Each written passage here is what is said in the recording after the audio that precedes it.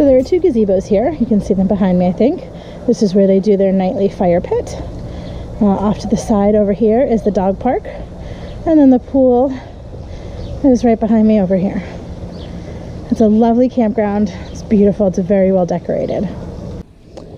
Even the bathrooms and the laundry room are just so beautiful. You can see it's lovely inside as well.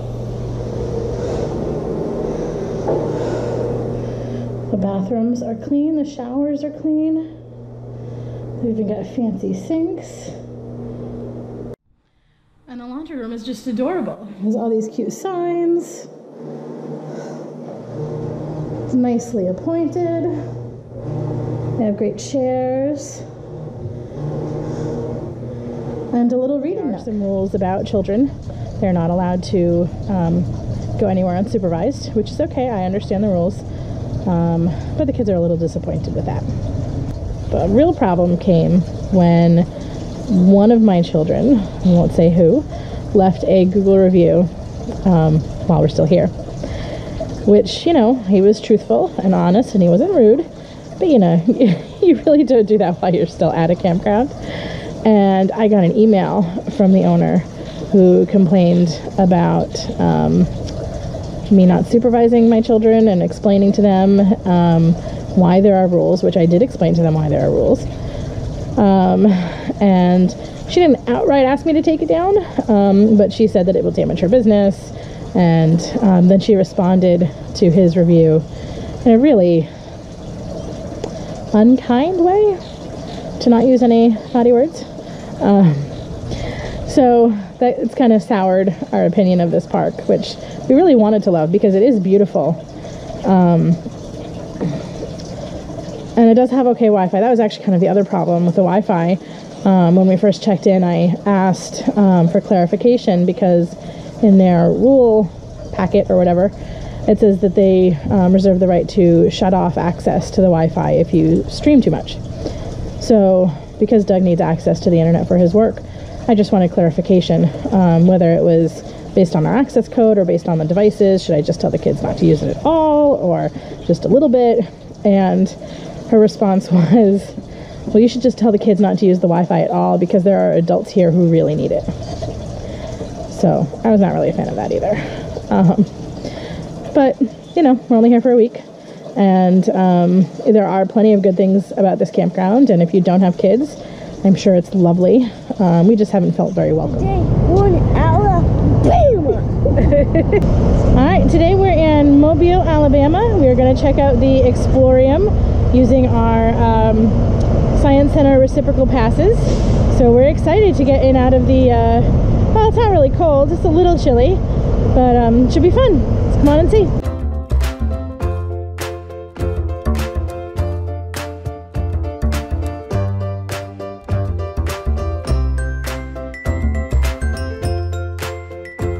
That doesn't look like a submarine, that looks like a Coke bottle on wheels.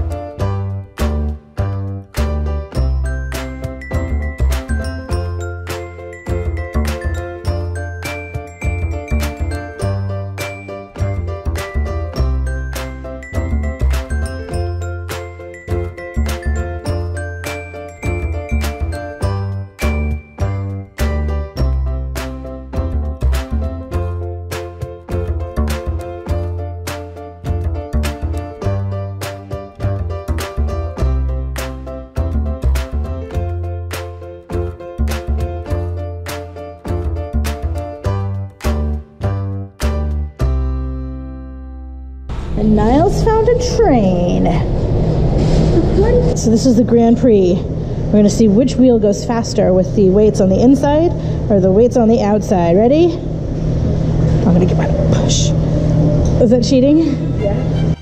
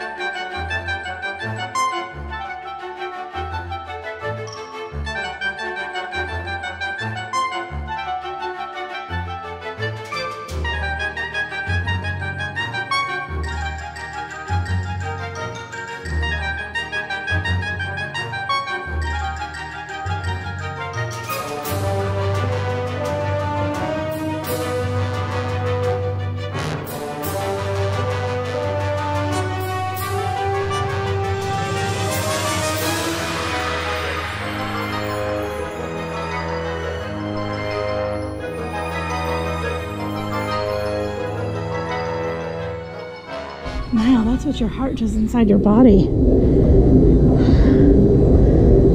Is it creepy?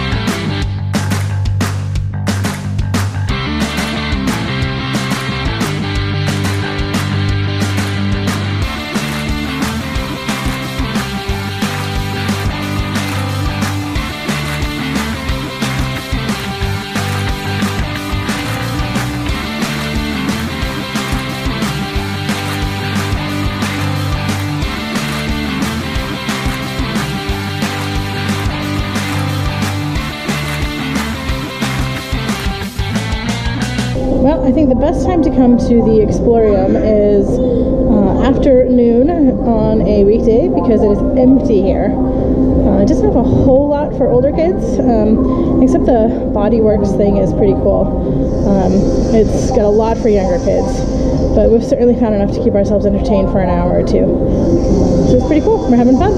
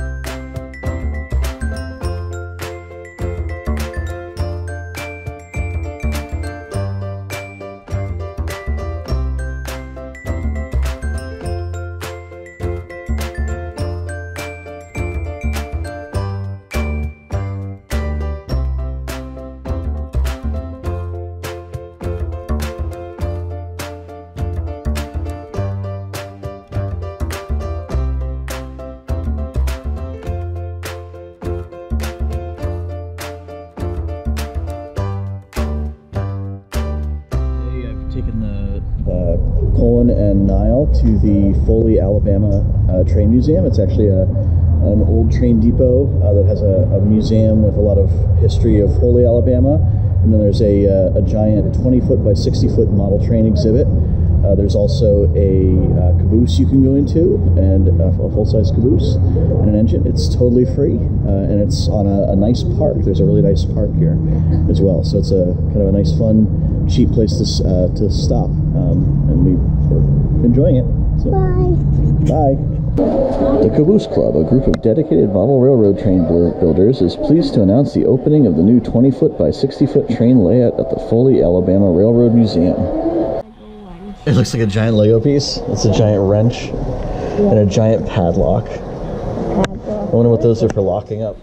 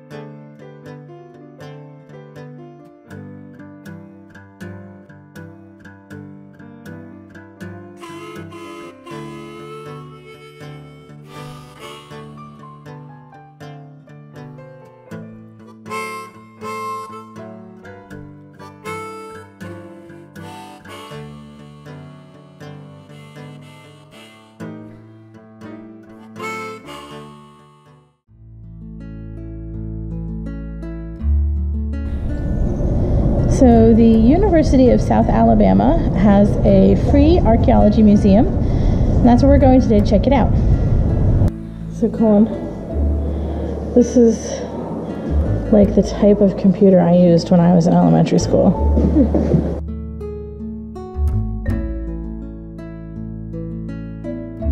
So let's see, the Butler family of Mobile, like every family, has personal ties to the past.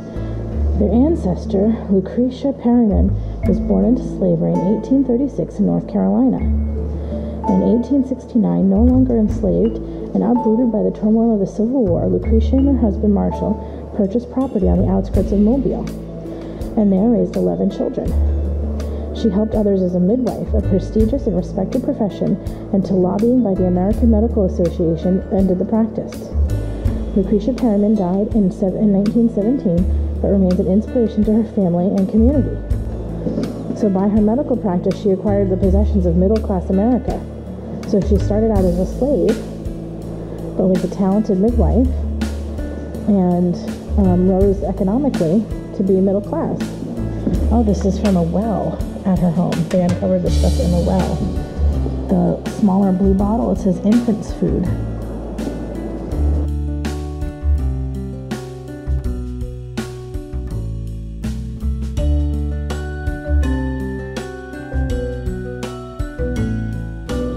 Is there a man in there, Fiona?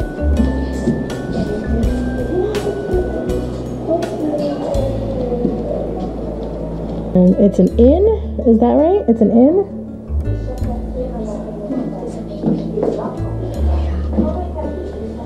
So these are deer bones, bear paw bones, eggshells, fish bones.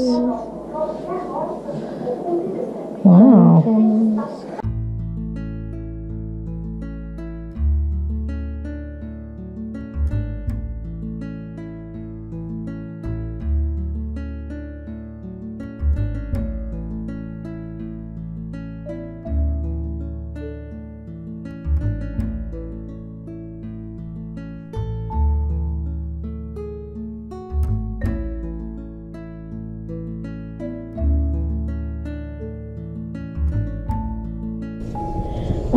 Is a large stone sculpture of a crawfish that was found on Dauphin Island.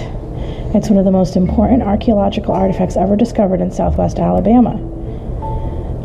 Is one of a series of statues representing key events in the Mississippian creation story. The statue represents the very beginnings of the world, the formation of the Earth Island in the great ocean by a lowly crawfish. So this is Dr. J. Johnson, using ground-penetrating radar. GPS transmits radar. Did it go a little too fast? So the big knives, or the big spear points, are ceremonial blades. Then there are scrapers and other blades and plummets and atlatl weights. Southwest Alabama has been home to humans for more than 13,000 years. 1,200 years ago.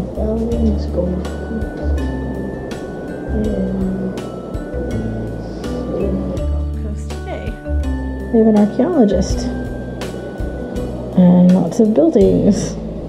I like the look of these different kits.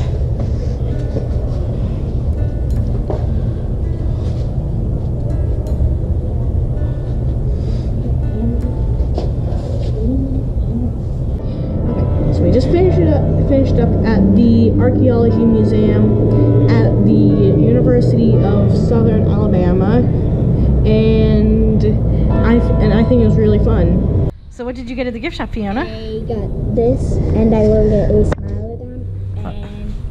Smilodon, and you need to go and buy modeling glue if you get these. You need to buy modeling glue to get to play with to build on.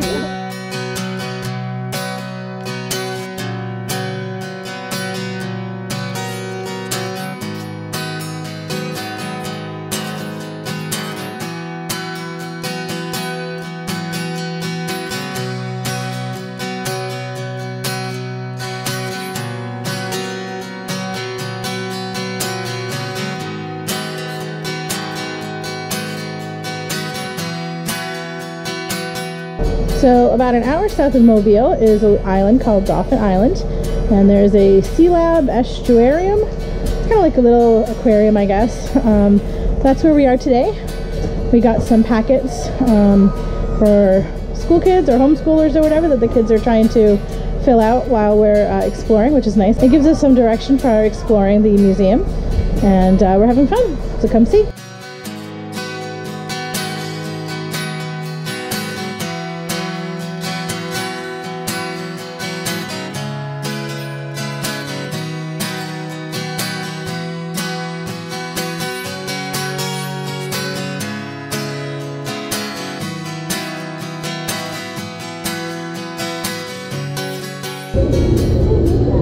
You like that fish? I like this turtle! Yeah, but I love the turtles. Yeah, those are soft shell turtles now. I know, he's got a long neck and a funny little nose. Look at this guy. He's got his head up. Hello, Mr. Turtle. You checking us out?